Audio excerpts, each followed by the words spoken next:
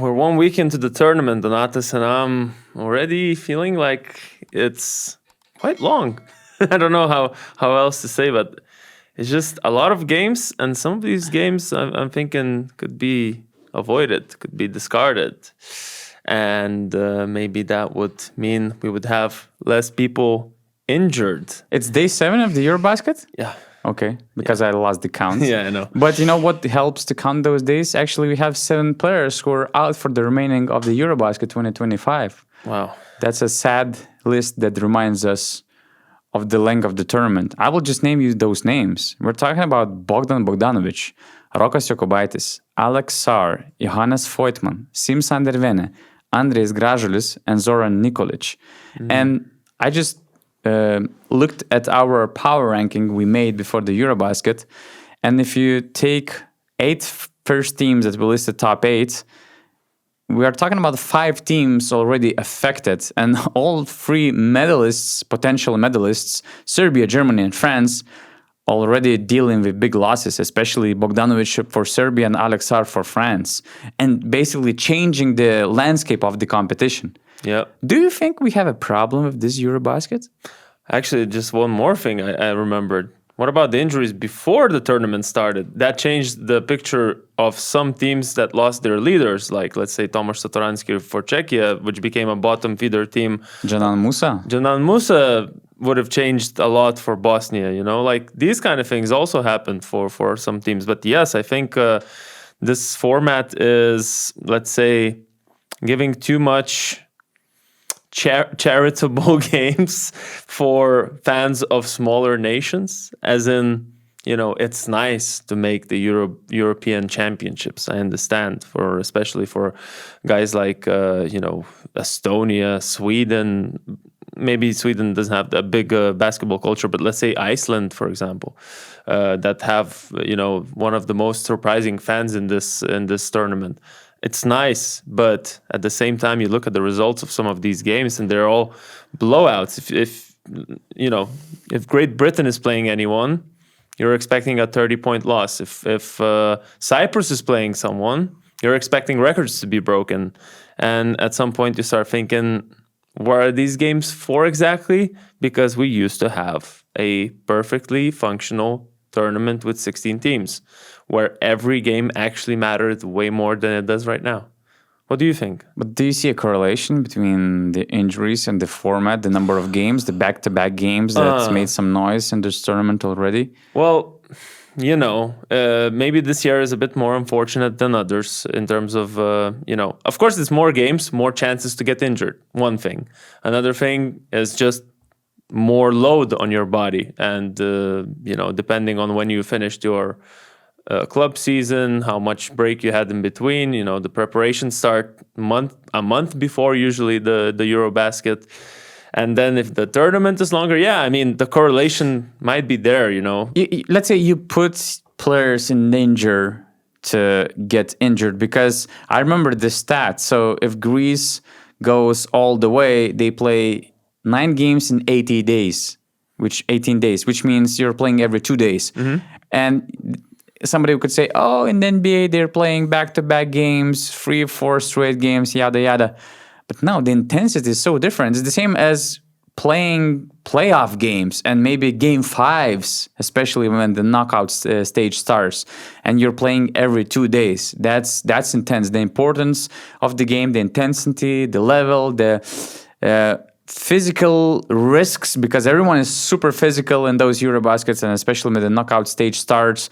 So it kind of put those guys in danger. But at the same time, I'm not sure if we can make a correlation or like straight correlation that is completely related to the number of games and the format.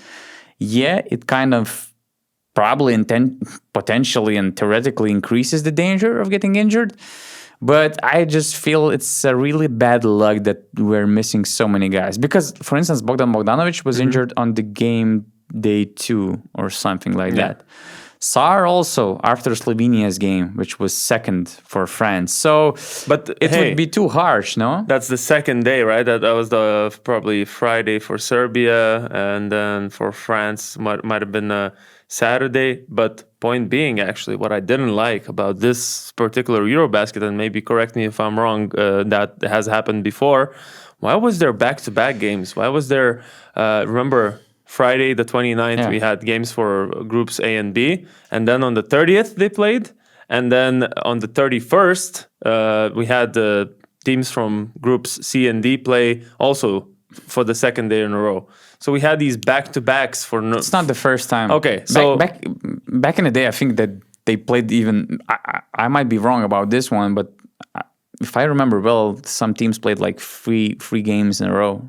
Okay. In 3 straight days. So I'm just not fully sure, but it's not like something dramatically changed regarding the load of back-to-back games. But what changed is probably what changed generally, globally, what everyone's been talking about, why are there more injuries? Why is there more load management in the NBA? All of these things is because the speed of the game changed, the physicality changed. Some might argue that it went down, the physicality. But in general, in the FIBA tournaments, you still see physical basketball. You see different speeds. The athletes are stronger, faster, taller than ever. But at the same time, the competition is at the same time also the same. So there's probably more and risks. This season in Europe is longer than ever. It's just started 10 years ago when EuroLeague introduced round robin system with more games. So now we have some big EuroLeague teams and their players playing 80 or 90 games per season or even more. So that I think that's something we have to take into consideration, because when this new format of the EuroBasket with 24 teams kicked in, I think it was 2011 actually in Lithuania, because before we had 16 teams. And in 2011, it wasn't the case with the EuroLeague season. It was this old format with 6 teams in the first stage, then top 16, yada. So.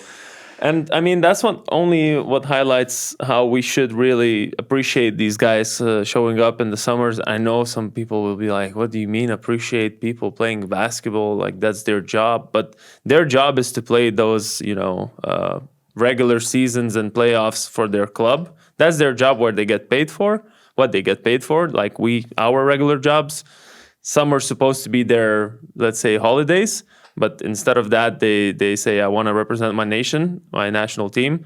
And in process, they are risking injuries. Like, let's say, Rokas Jokubaitis, who just had his best club season ever, was on a roll, was best playing FIBA his tournaments. best basketball for Lithuania. Now he suffered an ACL tear and a meniscus tear, meaning he's out for at least 6 months, potentially even longer. Which means that the whole 25-26 season put in jeopardy. And then you put it in the context of what a basketball career is. Who knows how well he's going to recover? You don't know. And this is your main way to make money.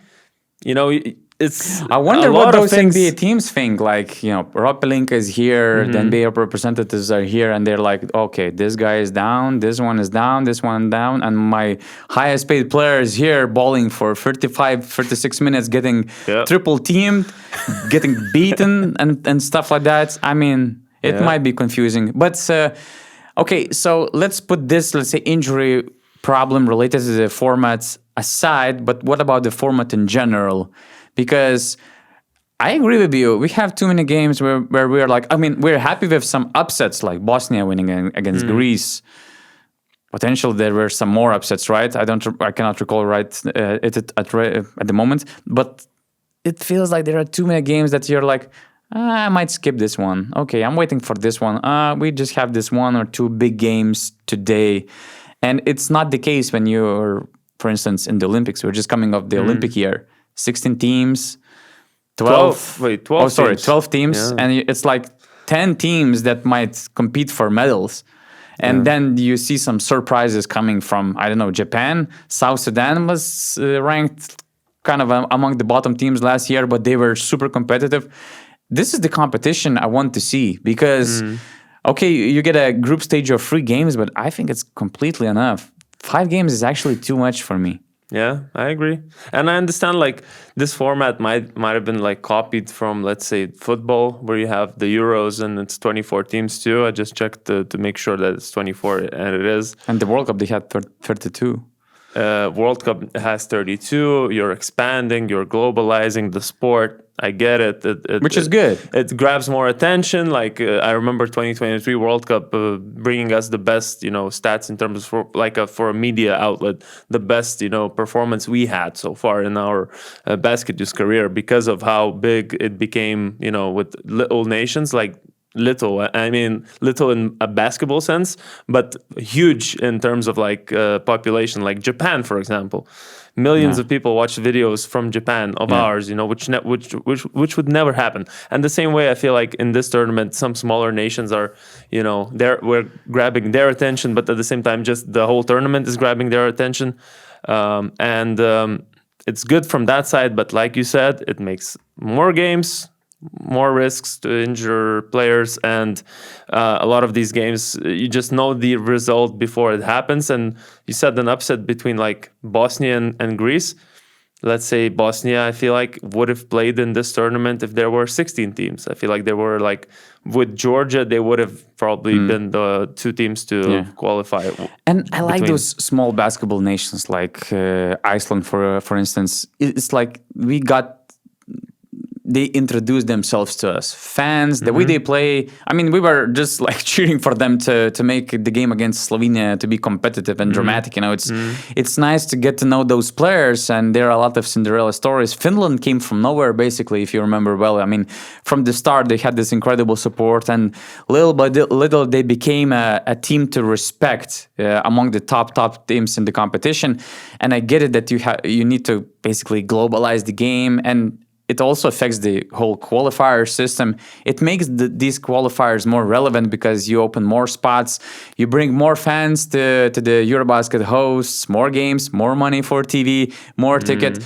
I get it, but when you're talking about it, it doesn't sound premium. Paris Olympics last year was premium material, and we were enjoying every freaking game from I think the earliest game started at 10 or 11 in the morning or 12, but you're like from the early morning until night, you're watching those games and you're like, oh my God, I cannot miss this game. You have those most talented teams on these teams, and it was a huge thing. So if we had 16 best teams in the European EuroBasket, you wouldn't see some guys getting arrested. You wouldn't see some games potentially being dropped and stuff like that. So I don't know. I have mixed feelings because I was like, I was more about, I wanted to be more open. But when I think about the Paris Olympics, I enjoyed that format more as a fan who wants more drama and premium but then athletes. Also with Olympics, one detail, some teams from Asia and Africa qualified that, if you replace them with the European teams, it would just be a higher level tournament. It's just a fact because of the regions, how the Olympics work and how FIBA and Olympics work. That's what happens. Although we cannot, at the same time, you cannot exclude. Complain about the last year's quality because it was a top quality. No, for sure. But I'm just saying, there's still going to be teams that are lower level just because regionally we don't have a good team from that region. And one last thing, Gytis, if you remember well, I think Dimitris Itoudis was one of the first coaches who brought up this idea of expanding the roster for our competitions from 12 to 13 or potentially 15 players in the tournament, something that Coach Kurtinaitis of Lithuania national team also suggested during this tournament. What do you think about this idea? I mean, that makes all the sense in the world. I like, the flexibility it brings. I like the fact that then you have what to do when you get a few injuries in your roster. And let's say now some teams are left with 11 players, which complicates things. I don't see any arguments against it. I really don't understand. I hate that. To be honest, I hate this idea. 12 players. I hate this idea. It? Yeah. What the hell? How come? Because I see at least few arguments. First of all, many of those coaches who complain about the number of players on the roster usually play short rotations. I'm not saying that Kurtinaitis or Itoudis played short rotations, but if you look at the stats, a lot of teams play really short rotations. They don't use their 11th or 12th player. And even statistically, I remember we had this discussion with FIBA people, and they said that statistically the 11th and 12th player usually averaging 3 minutes per game in those FIBA tournaments. Some don't even play. So what's the need to actually extend the list of the players? Injuries.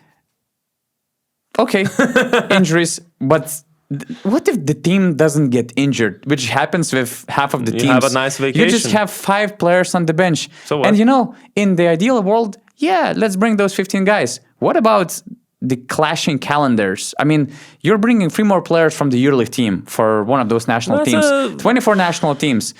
What clubs are going to do it? You can look at Žalgiris. They have 5-6 main team players and preparing for the season with some youngsters. I mean, first of all, clear the calendar and then discuss all those we need 15 players or let's do this 15 players roster idea. And then, the last thing, it takes out the drama of selecting 12 best players on your national team, because then I'm like, okay, I might go with this guy, but I still have 3 more spots. Let's bring this kid. Let's bring this guy. I might not even need him, but in case the injury happens, let's take this one. So, I mean, coaches, I get them. Okay, load management also is a thing, but let's start from changing the formats and then thinking about the roster extension, because they're always. I'm sure if they extend the rosters to 15 players, 5 years from now they're gonna ask for 17, for 18, for 20. So, I mean, I'm half joking, but I just have my counter arguments regarding this case. And this is a very nice discussion, and I really want to hear your guys' opinion. What do you think? Is this format the way it is right now? Is this the optimal way? Is this causing the injuries? Is this not causing the injuries? All of that, all these discussions, let's put them in the comments. Also, don't forget to subscribe to this channel if you're watching this video up to this point.